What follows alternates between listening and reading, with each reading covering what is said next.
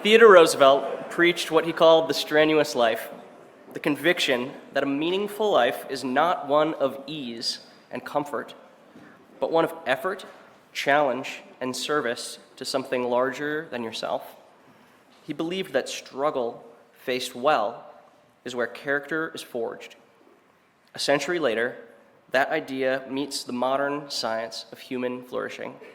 This Prairie Side Chat asks how challenge, service, love, connection, and time outdoors can deepen meaning and help renew our shared civic life.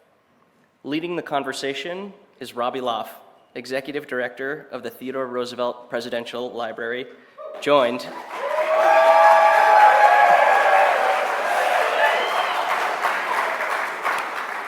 by Arthur C. Brooks, whose work on happiness and purpose has reached millions of readers.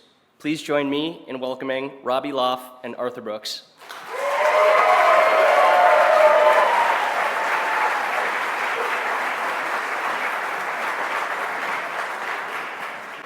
Thank you, Cortland. Thank you to all of you. Thank you to Robbie Lauf. This is an amazing thing. What an incredible achievement. I saw this a little over a year ago when it was under construction, and I said, July 4th, 2026, I don't think so.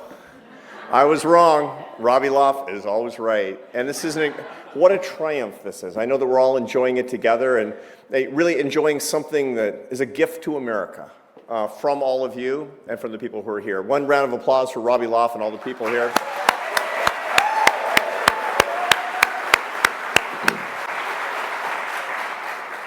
The Theodore Roosevelt Presidential Library has asked me to come here and talk about happiness, because that's actually what I write, speak, and teach about. I'm actually a happiness scientist of all things, and they asked me to come here and talk about happiness and Theodore Roosevelt.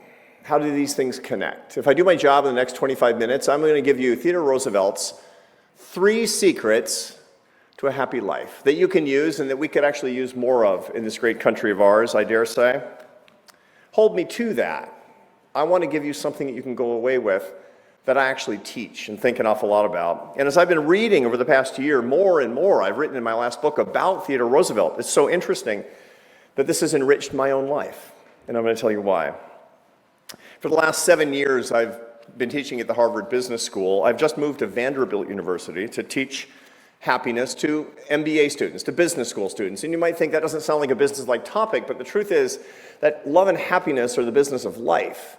You are all entrepreneurs, living your best possible life, much like the great Teddy Roosevelt did, designing your own life. But you have to know what the reward that you're looking for is, and that's not money or power or fame. That is, indeed, love and happiness. In my work, I'm always looking for the best possible examples of people who've done this better than other people. And there's no better example than the man for whom this presidential library is named. And the place where he actually found the strategy for a life of a man fully alive was, as you know, because you're here, Medora, North Dakota. That philosophy, that strategy that he actually found here is a strategy that we can all live with in our own lives and maybe put America back on track. Now, by birth, as you all know, you've gone through the exhibits of this incredible place. Roosevelt was not a natural outdoorsman. He was a dandy from a wealthy family at the fanciest of schools, going to the best possible parties in New York City. There's no New York City out here. On the contrary. But Roosevelt, yeah, I know, that's not an applause line, guys. Come on, you guys. All right, that's enough of that. So, yeah. But he had ambitions to do wilder things. He had a wild heart. Now, he wanted to do big game hunting in Africa, which he ultimately did, and go down the Amazon, which he ultimately did. But he scratched that itch initially, early in his life, by coming right here, which was the wildest place he could possibly reach, in the westernmost reaches of what was America at that time. In 1883, of course, as you all know, he came here on an expedition. And here he found, in his words, a desolate, grim beauty. Completely captured his imagination. Couldn't get it out of his mind. He went back to New York City, where he famously, as you all know, was faced with tragedy. on February 14th, 1884, when his mother and wife died on the same day in the same house. And he quite famously wrote in his diary, which is here, with an X over the day, "The light has gone out of my life." In despair, he ran away. Actually, he ran back to this beautiful place to find himself, to find something nobody really knows. This time he was not seeking adventure. He was trying to understand a life that he felt had been ruined, and he had to go someplace where there wasn't the noise of New York and the people that he knew. He was alone with his thoughts here. I realize there's a lot of people here today, but it was pretty much empty then. And he said in retrospect that he found what he was looking for. He wrote later, "It was here," and he meant here, not in this room, but perhaps where this room stands, "that the romance of my life began." Why? Was it because his life was so quiet and so peaceful, or did he perhaps find a good therapist in the Dakota Territory? Obviously not. What he found, where he found himself, was in these severe landscapes, in isolation, and in hard work, in danger, and in punishing conditions. He wrote lots of letters to his family, so he knew what was going on. There's a very famous letter he wrote during the 4 years that he spent here finding himself. He was experiencing all kinds of travails and dangers. At one point, 3 outlaws stole his boat. He tracked them down and apprehended them single-handedly, so proud of himself that he wrote to his sister on that day, "I am as brown and as tough as a pine knot and feel equal to anything." That's a man fully alive, writing that. I don't think I've ever felt as tough as a pine knot. I don't even know what a pine knot is. But I want to be it. You can feel the enthusiasm in his writing over these 4 years, and it formed him to become the man that he was. After 4 years, he returned and became the famous Theodore Roosevelt of history, the hero of the Spanish-American War, the Secretary of the Navy, the Governor of New York, the Vice President of the United States, a job that he hated, and finally the President of the United States, a job that he loved. Throughout it all, however, he was a public philosopher. And this is where it gets really interesting for the work that I do. He wrote everything down and told it to audiences all over the world about what his secret was for living a good life, the strategy he was pursuing that he had found in the wilds of North Dakota, where we sit today. Let me give you an example of one of the lessons that he taught that he learned here later on. And again, these are famous examples. You know these quotes. You're all TR fans like me. So I only want to remind you of a couple before I get into what the real lessons are for our lives. One of his most famous speeches, the one that's, I think it's read by Oprah Winfrey actually here, is The Man in the Arena. You know, he's saying in that famous speech that sad, ineffective people, you know what they have in common? They never shut up. And they never act either. It is not the critic who counts, he says in The Man in the Arena, not the man who points out how the strong man stumbles or where the doer of deeds could not have done them better. Rather, the credit belongs to the man who is actually in the arena. If he fails, at least fails while daring greatly, so that his place shall never be with those cold and timid souls who know neither victory nor defeat. Now, here's his point. You can live a comfortable life watching from the sidelines, talking about everything, and sniping at others, or you can shut up and go do stuff, like TR. Now, obviously, the second path, doing stuff, is the hard path. And that's kind of the point. He talked about this again and again over the course of his life. He recommended looking for difficulty because things that are hard are hard. That's the point. He found that difficulty in Medora over the comforts that he left in New York. That's what formed him as a man. And he said later, as a famous speech in 1899 he gave in Chicago, "I wish to preach not the doctrine of ignoble ease." I wish presidents talked like that still. "I wish to preach not the doctrine of ignoble ease, but the doctrine of the strenuous life, the life of toil and effort, of labor and strife. The highest form of success comes not to the man who desires mere easy peace, but to the man," and today he would have included women, who don't shrink from danger, from hardship, or from bitter toil. Now, I could go on. I don't have all day. Robbie Lauf is over there, and he's going to get mad if I just read you all the quotes that are there in the museum. What I want to do is tell you the lessons for happiness that, from my standpoint, Teddy Roosevelt's philosophy can teach us, and can teach us better than any amount of empirical, statistically based social science, which is my bag. I'll give you 3 examples. Here are lessons that we can actually take away. And I want you to be thinking about this as you go through the library and you go through the museum, about not just how wonderful it is and how inspirational it is, but how you're going to live differently because you've experienced this. Now, I'm going to give you 3 ways that I'm living differently because of this. Lesson number 1. Do you want to find yourself? It's out there. It's outside.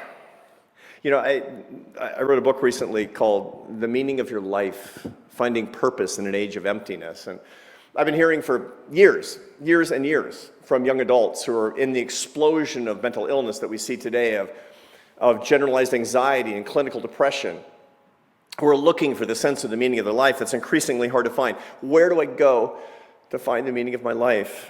And I say, go outside. Kids today, the average 12-year-old in America today spends between 4 and 7 minutes outside. The percentage of Americans spending time outside in nature has steadily declined since the 1980s. This is as we've actually had more opportunities to go outside, where conservation efforts have been largely successful, where this marvelous country has been looking out for its green spaces and doing so in many cases really well. And yet, we're not availing ourselves of this. We don't have a supply problem of conservation. We have a demand problem of conservation. People are just simply not as interested as they've been in the past. But when people do go out into nature, as Teddy Roosevelt clearly found when he left New York and came to North Dakota, sense of meaning rises dramatically. And here's the funny thing about it. You actually won't find the meaning of your life out there, but if you're out there without your devices, in your mind and with nature, the meaning of your life will reliably find you. This is especially true for actual wilderness compared with green spaces, urban spaces. Roosevelt could not have found his soul by strolling around Central Park over lunch in New York City, I dare say. I realize that's a controversial statement, and yet they all need to come here. I'm glad they're not here, because that would be too much. But this experience and this kind of gift is something we all need, no matter where we live. The wilder it is, the better it is for your happiness. Now, why? Because we actually know from modern neuroscience that being in nature actually makes your brain work properly. The brain that you possess has 2 hemispheres. They do different things. On the left, you process technology and information, and how to, and what, and all the modern things of life, and all the things coming through the screen on your phone.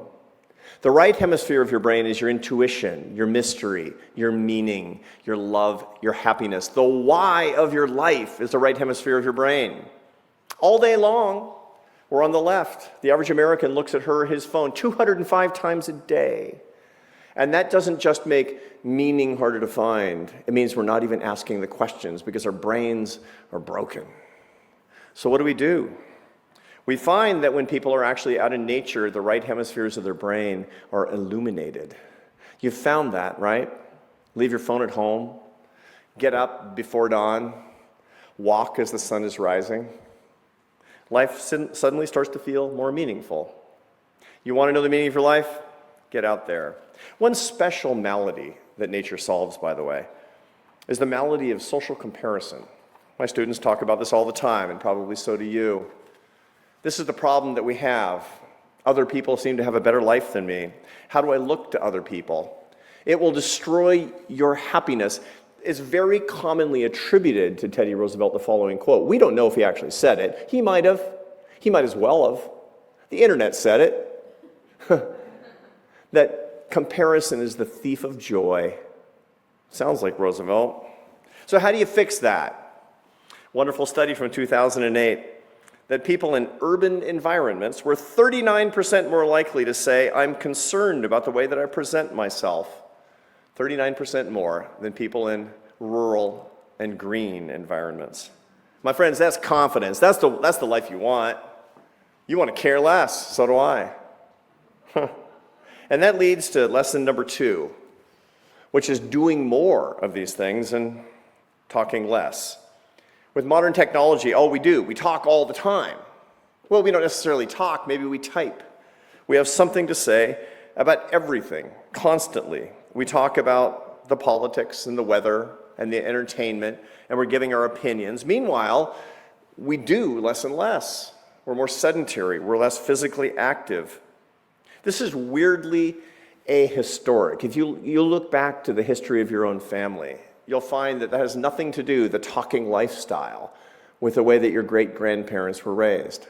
I don't know that much about my great-grandparents. I know my great-grandfather, Leroy Brooks, was born in Olathe, Kansas in 1862. He married the sheriff's daughter, Mary Ellen Brooks, and they had a long and happy marriage, and as far as I can tell, he had a happy life. I don't know much about him except the fact that he was outside all day long. He was a farmer. And I'm going to make a guess that here's something he never said to Mary Ellen at the end of a long day. I'm completely sure he never said, "Honey, I had a panic attack behind the mule today." Because his brain was working the way it was supposed to. It wasn't broken by modern life. He was doing, not talking. And this is how people were evolved to live. Now you might think, doesn't talking about things make us better off? The answer is generally no, it doesn't. Especially when we're complaining, especially when we're discussing our problems. This is what psychologists call co-rumination, and it's associated with increased depression and anxiety. Now, what's the problem with all this communication? It reminds you of what you don't like, and it demobilizes you. Doing things is what psychologists call behavioral activation. See, we have all this jargon, and that's how we get tenure. But these are simple ideas. Teddy Roosevelt would have said, you don't need a PhD for that. Do more, talk less. Taking positive action creates a sense of efficacy, of effectiveness. So stop talking, complaining, gossiping. Stop posting. Go do something productive. What kind of thing? Well, that's lesson number 3. Something hard. And the harder, the better. Happiness is, as I mentioned, what I teach. And on my first day of class, I asked my students to define it. I have 180 students in my class. I have 400 on the waiting list. There's an illegal Zoom link they think I don't know about. And on the first day of class, I say, you worked hard to get into the science of happiness class. So define it. What do you think you're studying? And I cold call them. That means I pull a student out of the class and I make them answer the question, whether they're prepared or not. Makes them intensely unhappy. And they always say the same thing. Oh, professor, I can't put words to it, but I know it when I feel it. And I say, that's beautiful. And that's wrong. And that's good news that that's wrong, because happiness isn't a feeling. Feelings are evidence of happiness, like the smell of your turkey is evidence of your Thanksgiving dinner. Real happiness it consists of 3 things: enjoyment, meaning, and satisfaction. Don't go looking for happiness. Go looking for those things. Enjoy your life. That's not the same thing as pleasure, by the way. Pleasure is an animal thing. The secret to happiness is not pleasure. Pleasure won't lead you to happiness. Pleasure will lead you to rehab. No. You need enjoyment, which takes pleasure and adds people and memory. And that's a beautiful thing that you'll get here as you're touring this museum and being in this beautiful place. The second is meaning. I already talked about meaning. Meaning is the why of your life. But last but not least is satisfaction. Satisfaction is the joy of an accomplishment with struggle. It's the funniest thing about Homo sapiens, our species, that we don't find sweetness in our accomplishments unless they're hard. You know, you see this all the time, as a matter of fact. My students are clever and could easily cheat on my exams, but there would be no satisfaction in getting a good grade if they did so. On the contrary, they measure the sweetness of their achievement on the basis of how hard they worked. You know this because this is what you taught your kids. You taught them when they were coming home from Little League practice in the back of the car at 4:30 in the afternoon and they wanted to stop at the Dairy Queen. You said, no. And they said, why? And you said, because it's not good for you, which was a lie. It's not technically a lie. The lie is that that's not the reason you weren't stopping. The reason you weren't stopping is because you didn't want them to ruin their dinner, so they would come to dinner hungry, and dinner would be a reward. And they would learn in their little synaptically plastic brains that good things come to those who wait. Joy of an accomplishment with struggle. If you were actually honest with your kids, you'd say, we're not stopping at Dairy Queen because I want you to suffer. Now, most people know this. I mean, we're good neuroscientists about this, aren't we? Most people know that regular, strenuous activity, hard physical work, has been found in all kinds of research, but we know this intuitively to be just as efficacious, in many cases, more effective for managing depression than even medication. You want to fix things? Get some sunshine, get out in the clean air, pick up heavy things, run around. I'm not telling you not to take your meds, but that stuff's free. All it takes is an effort. Now, a lot of that is interpreted as being purely physiological in terms of how exercise affects blood serotonin levels. But the truth is that I have little doubt that this also has to do with witnessing yourself in a time of hardship as strong and capable enough to do something hard and to do something uncomfortable. And that is most certainly what Teddy Roosevelt experienced in the hard life of the Badlands. All this is good personal advice. Go get lost and find yourself. Shut up and do stuff. And the harder, the better. Those are good personal lessons. But as a social scientist, I have to believe that this three-part strategy has the capacity to improve our lives today. And I think that probably Theodore Roosevelt himself, were he to come back to life today, would have greater ambition for these ideas, and ambition for us on our 250th anniversary as the greatest country in the world, on how to make America the kind of country that he wanted it to be when he was president of the United States. I have to think that if he were somehow to come back, and I don't mean the AI that's over there, which is pretty creepy, but the real deal, if he were with us today, he would have noticed, well, a few pretty big changes in the way that Americans are living today, and he wouldn't approve. For example, he would have noticed the weird preference that we have to stare into a little screen rather than going outside. What's that all about? He would have noticed the talk approach to life in a therapeutic culture.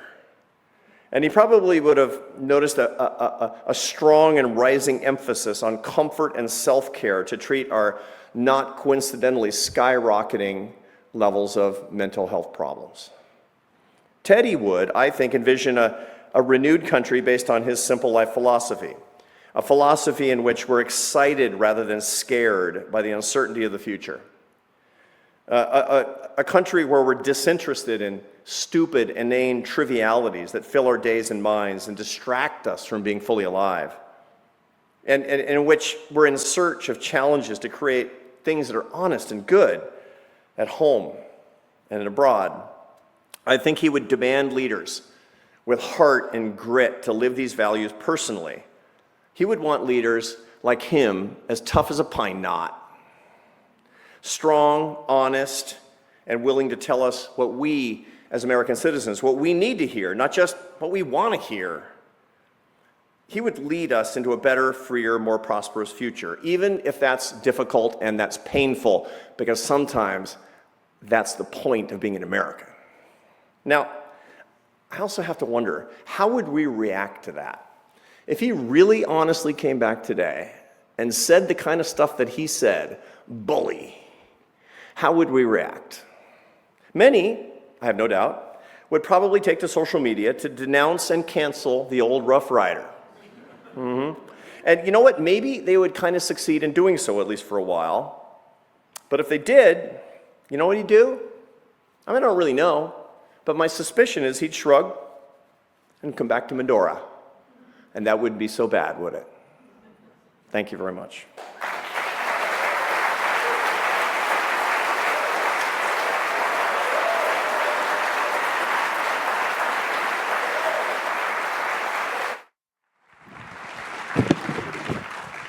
Well, Arthur, this is a delight.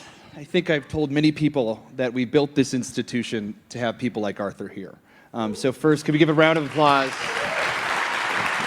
to everybody's guru?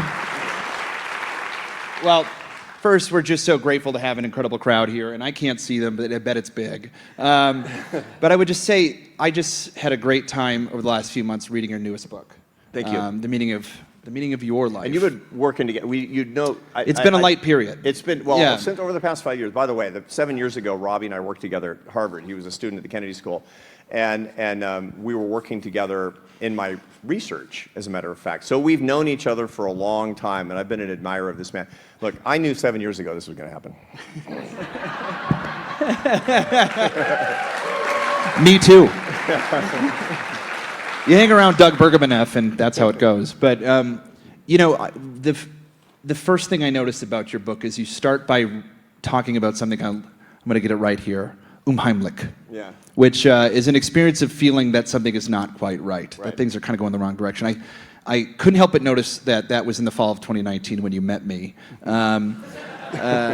which felt hard. But as a professor focused on happiness and as a guru on happiness to millions and millions of people, could you just say what that felt like to experience Unheimlich? Yeah, so Unheimlich is a German word. It means you don't feel at home. It's the creepy sensation where you go someplace familiar and it's not right. And that's how I felt when I came back to academia in 2019. I'm a lifelong academic. I'm actually a third-generation academic. It's the family business. My father was a professor. His father was a professor. And it was kind of what I was meant to do. It's the best. And, for over the first decade of my career, it was the happiest place. It was, you remember in college that it was happier than outside of college. You were making friends. You were experimenting with ideas. You were falling in love every week. It was great. And I left. I left for 10 years because I went to run a big organization. I became a CEO of a large nonprofit in Washington, D.C. called the American Enterprise Institute, a think tank. And I didn't think much about it because I was completely occupied. But I knew that by the end of it, I had to come back to academia. It was my happy place. So I came back. I took a professorship at Harvard, expecting to go back to the world of happiness. And I found it's like a plague had run through my village. I saw what a lot of you have seen with young adults, with the explosion of depression and anxiety. And that was the not at home feeling. But of course, that was an opportunity. I'm a behavioral scientist. I did my PhD 30 years ago looking forensically at problems and seeing how they're actually opportunities. So I said, this is an opportunity for renewal. This is an opportunity for something good. That's what entrepreneurs do. That's what Theodore Roosevelt did with his own life, and that's what I want to do with my own career. And so that set me in search of what was actually wrong and what we could actually do to make it better. Well, I think TR, when he came here, his second trip in 1884, was experiencing a far more severe version of Unheimlich. And a little bit, originally when I wanted to have this conversation, I was like, I don't want to diagnose TR. And the more I thought about it, I'm like, let's do it. Yeah. That's right. Could you talk about, as a man who's learned more about TR, he ran from everything. Right. He abandoned his newborn daughter. He wrote in his diary, which we have in this institution here, "The light has gone out of my life." And he began exhibiting extremely risky behavior. Right. This is a man who is known for what his teeth looked like. He smiled so much. Tell me about what you think he was going through in that moment and how he shifted it. Yeah. So people suffer a great deal. A profound sense of loss is a normal part of life. Indeed, suffering is the most inevitable part of life. And the interesting thing about it is not that it happens, not that pain happens, but what you do when pain inevitably finds you. Some people will try to escape it over the course of their lives, turn to drugs and alcohol or dangerous behaviors. Why? Because they're trying to anesthetize themselves. They're trying to eliminate the pain from their life, which is an exercise in futility. I mean, you don't have to be a social scientist like me to know that this is the case. We have brains that react to negative emotions and negative experiences on purpose. Those negative experiences and emotions keep us alive. Yeah. If you didn't feel fear, anger, disgust, and sadness, grief and loss, if you didn't feel these things, your ancestors would not have passed on their genes. But they're terrible. The real question for whether our lives are high quality or low quality is what we do inevitably when pain finds us. Now, ordinarily, what most people do is they try to eliminate their pain and run away first. just exactly what Teddy Roosevelt did in 1884 when he experienced all this loss. He abandoned his daughter, he lost his mother and wife, and he headed back to the Badlands to try to either find himself or lose himself or whatever it happened to be. But what he wound up doing was, over the next 4 years, was doing what the great sages and philosophers have always done at the end of the day when they became enlightened. He stopped trying to eliminate his pain, and he started lowering his resistance to that pain. See, here's an interesting point. This is a Buddhist concept that actually works, that pain is inevitable. Suffering isn't. Suffering is pain multiplied by resistance to pain. So you have two choices when you're in a lot of pain, when pain finds you. You can try to eliminate it by running away from it or drinking it into oblivion, or you can actually stop resisting it. And in so doing, you can find the meaning of your life. And we find a master class in the second part of his time here in the Badlands. I think you're right, but a little dichotomy that he has too is that TR, of course, started to embrace the pain in the strenuous life. But at the same time, he avoided the word Alice for the rest of his life because of the sadness he had. He didn't share with people what he went through. Talk about people who have that intense dichotomy. Yeah, and that's a partitioning that a lot of people do. I mean, no man or woman is perfect, indeed. And it's absolutely possibly the case that he did avoid that to his great detriment. That's actually not leaning into that is a mistake that we could all make. I would be shocked if he actually didn't have some of these big mistakes in his psychological profile. We can't know. We can't go back. You can't ask the AI over there, so what gives with Alice? You actually can ask that. You can ask that. And we don't know if the answer is accurate. He'll change the subject. Yes, he will. So we have to assume that was his weak point. Well, tell me, so that's super fascinating. But he also, for me, another book you wrote that was when we were together, when I was working for you, was From Strength to Strength. And TR was notably our youngest president, which I think is incredible. He got to that office unexpectedly, perhaps not for him or people who met him in the Badlands, but because the president was assassinated. He retired from the presidency at 50 years old, which is a good 35 years from being president today. He struggled with it. He really didn't, he continued to yearn for that fulfillment and meaning. He went to the Amazon. He went to Africa. He ran again. He created a new party. In 1919, when he passed, he was the front runner in 1920 to be president again. And these things, I think, were all great. And by the way, great storytelling. Sells a lot of tickets for the institution. But was it healthy, do you think, at all times? Maybe just describe it. You know, a lot of you are fantastic strivers, really good at what you do. Many of you, particularly those who have had these wonderfully charmed lives, and you've been blessed to be able to support this great institution. And by the way, if you haven't supported the institution, there's a brochure under all your seats. Thank you, Arthur. It's a problem with strivers that comes along with their success is that they often don't know how to stop. Yeah. You know, it's sometimes I feel like I'm the striver whisperer because I've written so much about the addiction to success. And one of the things that you often see, one of the troubles that you often see from people who are large achievers is they start to get all their sense of stimulus from their outside accomplishments, and they don't know how to be alone in their heads. Part of that often comes from their young children, and some of you can probably relate to this, who are really good at getting good grades or good at sports or good at music or good at something, and you conclude that love is earned. Love is earned by your own merit and personal accomplishment and responsibility, and of course that's wrong. Love isn't earned. Love is a free gift freely given. But a lot of people who chase and chase and chase for the rest of their life have never been able to come to terms with the love that they actually seek. That's possibly the case, especially later in life for Teddy Roosevelt, for some of us too. Well, I think that's a fascinating topic, but additionally, something you said during this speech, I'm going to go to bed thinking about tonight, which is we don't have, as somebody tying this to conservation, is we don't have a supply problem in conservation. We have a demand problem in conservation. We don't have, that's summarized what Johnny Morris has been saying, what our panel on conservation leadership said this morning, I think extremely well. Could you tell me if you agree that there's a supply or demand problem in happiness? Do you think that there is currently the same yearning to live a happy life as there has been in the past? I think that the yearning to live a happy life has always been the same, and it always will be the same. I think that we are born to want love and happiness. The trouble is we don't know what they are, and we don't know how to pursue those things. And those things become more elusive when we use our brains in a way that evolutionary biology has not intended them to be used. It's actually getting harder in point of fact, but we want it just as much. And so the things that we can actually do to bring happiness to us are largely to live in the old ways, to live in ways where we can have faith in our lives and family life and real friendships and to pursue our excellence by earning our success and serving other people. These are the old ways, basically. So I don't think there's any problem with demand. I think that simply our perception of the supply of happiness has become more elusive, which is why happiness has been in gradual decline for several decades. Well, you also mentioned, I think, something that TR struggled with and also embraced at many different parts of his life, which is his faith. Yeah. One of the secrets I know about you is you have a tremendous faith. Yeah. TR ebbed and flowed. His time at Harvard, was a deeply faithful person, lost his father, like many people do, struggled with his faith immensely after, and then towards the end of his life, again, began re-embracing it. Right.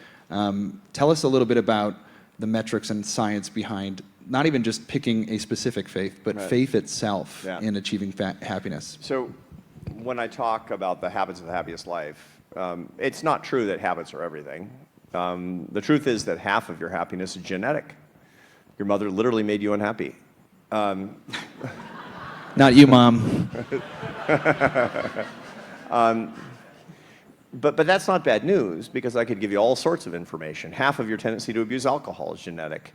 But that means you need better habits if you have that tendency. A quarter of your happiness is according to it goes with your circumstances. Happy things happening right now in your life, you'll be a quarter happier, and sad things happening, you'll be a quarter less happy. But those things are transient because your emotions are not made to stay around. A full quarter of your happiness really does come from your habits, and those are things that will give you systematically better circumstances and allow you to manage your genetics. So this is really all you need to know, and those four happiness habits are what I just laid out. Faith, family, friends, and work that serves other people. That's what it comes down to. Now, when I say faith, and direct answer to Robbie's query, is I don't mean my faith. I like mine. I'm a Catholic. Most important thing in my life. I'll go to my grave with the scriptures on my lips, and so will my wife. But as a scientist, I will tell you that the path is to transcendence. Left to our own devices, we're stuck in a psychodrama of our own boring, tedious day-to-day existence. My job, my car, my money, my television programs, my lunch, me. It's tedious. You need escape from that. You need peace and perspective, and the only way you're going to get that is by standing in awe of something bigger than you. Maybe that's the Stoic philosophers. Maybe that's the fugues of Johann Sebastian Bach. Maybe that's walking outside in Medora, North Dakota. Maybe that's a Vipassana meditation practice, if that's your thing. Or maybe it's the faith of your youth. But the truth is that you need that, and it's very clear in the life of Theodore Roosevelt that he looked to transcendence in the hardest parts of his life. And what he found there was the solace that I see in the studies, but I can also see in my own life, are key to peace and perspective. I'm glad you brought up genetics, because I happen to be married to a very naturally happy person, and her brother as well. I mean, that must be annoying for you. It's pretty great. I got to be honest. It's pretty great. But the more I get to know myself, and a lot of it's been through reading your work, is that I have some awareness of I have to work for happiness, and potentially because of that driver. You've shared that, and frankly, a lot of people don't believe me when I tell them that, because I think I exude some amount of joy. I try to. But I work very hard at it. Talk about how you recommend people work for their happiness who aren't just waking up every day naturally yearning and succeeding in it. Yeah. It's easier for some people than others. There are affect profiles. Affect has to do with pervasive mood, and some people are just natural cheerleaders. They have intense positive emotionality and weak negative emotionality. My wife is one of those people. It really is annoying, by the way. And I, on the other hand, tend to be a moodier, darker, more brooding person. High highs and low lows, and by the way, so are you. Yep. You're the mad scientist, emotional profile of everything is intense, nothing is neutral, everything is great or terrible. And that's great when it's great. You're doing great. And that's not great when it's not great. I get that. But the whole point is, and this is one of the lessons, one of the Roosevelt lessons. The point isn't to be happy all the time. The point is to be fully alive. There's a great saint, Saint Irenaeus, in the 2nd century. I liked it when they used to name boys Irenaeus. That's a manly name. And St. Irenaeus famously said that the glory of God is a man fully alive. Today he'd say a person fully alive. He didn't say a happy cheerleader. Good for them. He said to be fully alive. And that's somebody who's as hard as a pine knot after getting your boat back. That's a person fully alive. I guarantee you he wasn't happy tracking down those delinquents and tying them up and taking them to the sheriff and all the stuff that he had to do on that day. On the contrary, he felt that aliveness. So you join me in struggling on a lot of days with negative emotionality, with a darkness within you. Wake up and say, this is the day the Lord has made. I will rejoice and be glad in it, to be sure. Thank you for these wonderful blessings this day. And thank you for the trouble today, too. Because like Teddy Roosevelt, I say, bring it on. Well, he experienced a lot of trouble. I think one of the most interesting things is a place he experienced such significant trouble was during his vice presidency, which was forced upon him after experiencing so much success as the governor. And he looked so much for happiness that he enrolled in law school. Imagine being so sad that law school looks fun. I know. It's true. My God. I hear J.D. Vance is going back to law. He's actually been through law school. I hear he's going to. I'll let you take that one. Yeah. So something that I think is just so I've experienced so much through this project is it has never felt like work. Yeah. And I've had jobs, not at the governor's office, at McKinsey, where sometimes it felt like work. Yeah.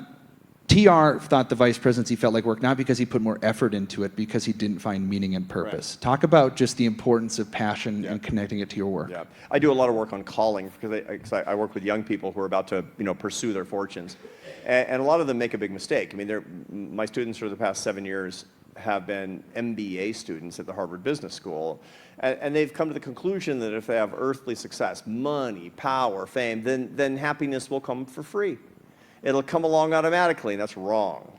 That's actually incorrect. I tell them on the first day of class, seek happiness, and then you will be successful enough. And of course, that makes them panic because of the word enough. Enough isn't in the vocabulary of the striver, to be sure. But the truth of the matter is that you can actually find enough when you actually find your calling and your work as a case study in this, Robbie. How do you find your calling? By looking for two basic things in the way that you earn your daily bread, whether it's as running this fine institution, bringing it up from nothing, living this particular dream, whether it's being a professor and a public speaker like I am, whether it's Teddy Roosevelt, is to look for work in which you find two characteristics, where you can truly earn your success, where your life creates value, and in value in the lives of other people, and most importantly, where you serve others, where you're needed. The essence of dignity is to be needed. The problem, as was articulated by Teddy Roosevelt and then others, was that in those days at least, the essence of being unneeded was Vice President of the United States. There was little to do. There was little to serve. You were marking time. It was fancy parties. I can't think of anybody in history who would be less interested in fancy parties and doing nothing than Theodore Roosevelt. If I were to diagnose that, I would say he was neither earning his success nor serving humanity, and the result of that was that he was profoundly depressed in the role and came alive when he became President of the United States. Yeah. Well, I think I don't know, many of us probably were here on your first visit to Medora and Fargo, which was fantastic. And again, this is all to get you here every year.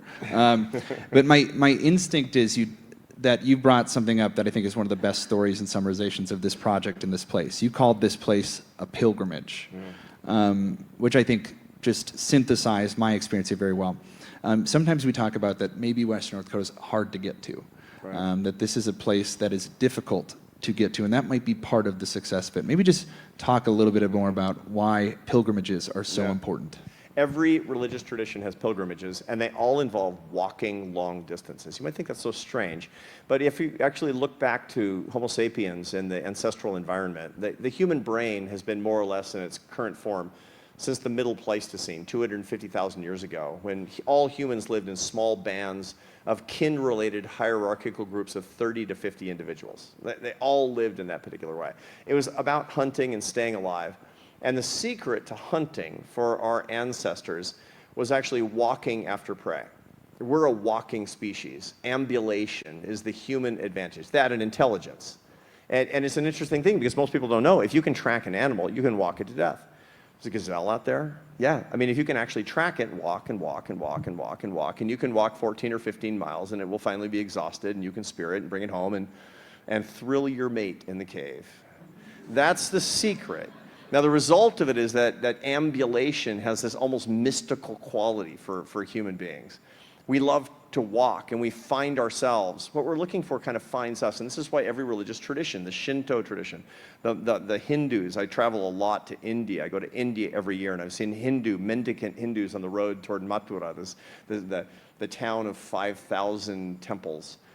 And in the Catholic tradition, my own, there's many pilgrimages, the most famous of which is the Camino de Santiago across northern Spain, which I've done, and I recommend to all of you.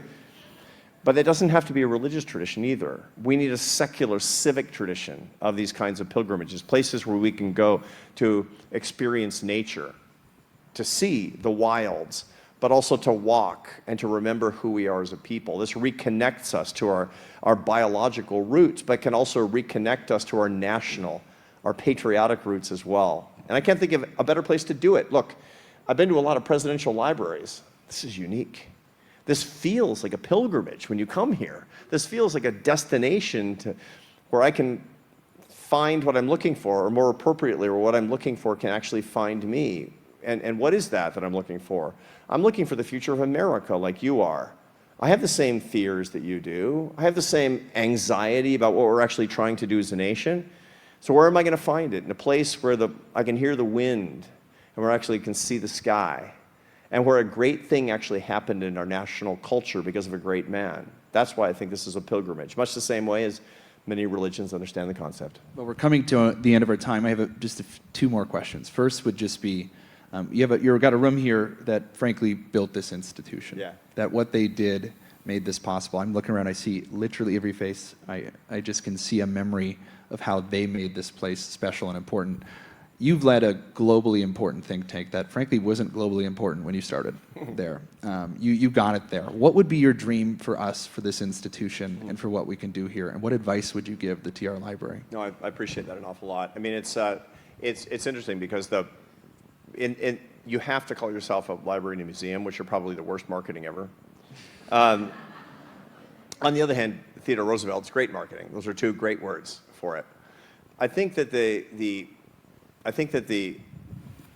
ambition is actually not for people to find the Theodore Roosevelt Presidential Library, but as I mentioned before, to find themselves and to find their country.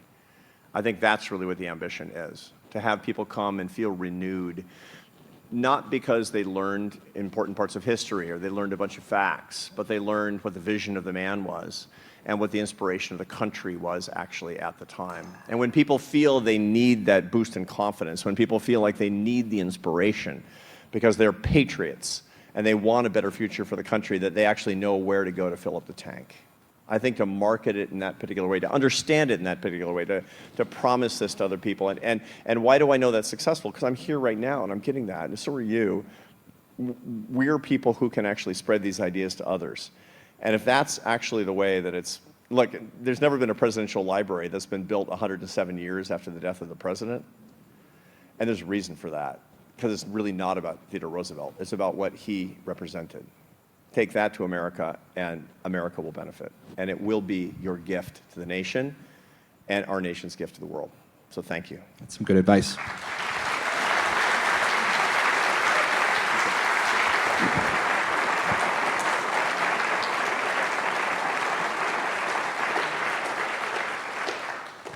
I want to finish, this institution is, I think if there was a word that has been embodied into us by one of our very early leaders, is it's all about gratitude. It's gratitude for this place, gratitude for the people who made it, gratitude for people like you who've gone out of your way and fallen in love with North Dakota. He told me it's the best Dakota on his way in. I thought that was pretty nice.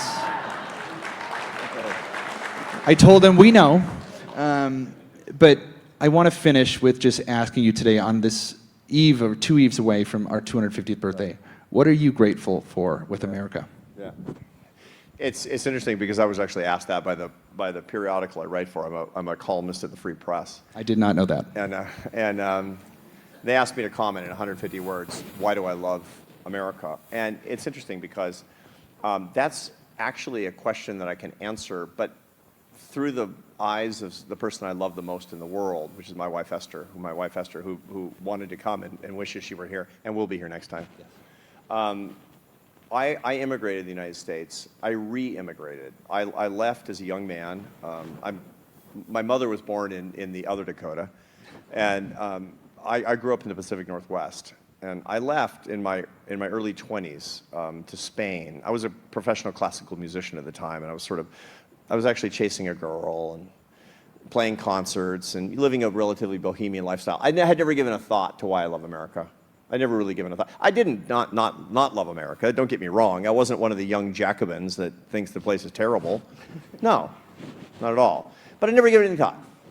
And I went and I lived in Barcelona for a bunch of years and married the girl I had chased there and started my family. And we came back in my late 20s. And I re-immigrated to my own country. I saw this country through fresh eyes, through the eyes of my Spanish wife, who didn't speak English and had no education, not even a high school education, not even a high school diploma.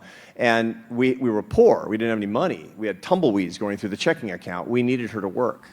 And she was afraid because those conditions, there's no jobs in Spain for somebody like that. Doesn't speak the language.